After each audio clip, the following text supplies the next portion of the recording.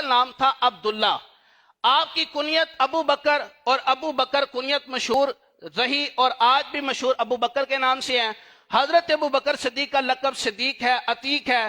حضرت ابو بکر صدیق کے والد صاحب کا نام ابو قحافہ عثمان بن عامر ہے اور حضرت ابو بکر صدیق کی والدہ کا نام ام الخیر سلمہ ہے.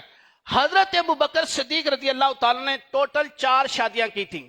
2 شادیاں اپنے مکہ مکرمہ میں کی تھی اور 2 شادیاں اپنے مدینہ منورہ ہجرت کے بعد فرمائی تھیں. اللہ رب العزت نے 4 بیویوں سے آپ کو ٹوٹل 6 بچے آپ کو عطا کیے. حضرت ابو بکر صدیق کو 6 بچے اللہ نے عطا کیے، 3 بیٹے اور 3 بیٹیاں. حضرت ابو بکر صدیق رضی اللہ تعالی عنہ آپ کے 3 بیٹے، ایک کا نام تھا عبداللہ، ایک کا نام تھا عبد الرحمن، ایک کا نام تھا محمد، اور آپ کی 3 بیٹیوں کا نام حضرت عائشہ صدیقہ طیبہ طاہرہ رضی اللہ تعالی عنہا جو نبی پاک علیہ السلام کی زوجہ ہیں، اور اس اعتبار سے رشتے کے اعتبار سے حضرت ابو بکر صدیق رضی اللہ تعالی عنہ نبی پاک علیہ السلام کے رشتے کے اعتبار سے سسر بھی ہیں. تو حضرت ابو بکر صدیق کی ایک بیٹی کا نام عائشہ، ایک کا نام اسما اور ایک کا نام ہے ام کلثوم. 3 بیٹیاں اور 3 بیٹے حضرت ابو بکر صدیق رضی اللہ تعالیٰ عنہ کو رب نے عطا فرمائے.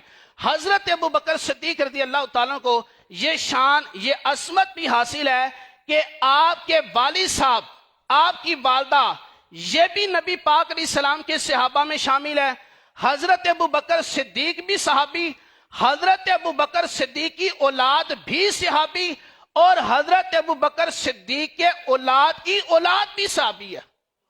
حضرت ابو بکر صدیق کے ایک بیٹے ہیں عبد الرحمن، یہ سب سے بڑے بیٹے ہیں. اللہ نے انہیں بیٹا عطا فرمایا جس کا نام تھا محمد. یہ بڑے ہوئے انہوں نے نبی پاک علیہ السلام کا کلمہ بھی پڑھا، اپنی آنکھوں سے دیدار بھی کیا.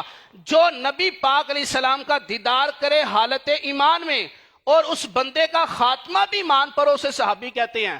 اور حضرت ابو بکر صدیق، ان کے والدین بھی صحابی، ابو بکر صدیق بھی صحابی، ان کی اولاد بھی صحابی، اور اولاد کی اولاد بھی صحابی ہے.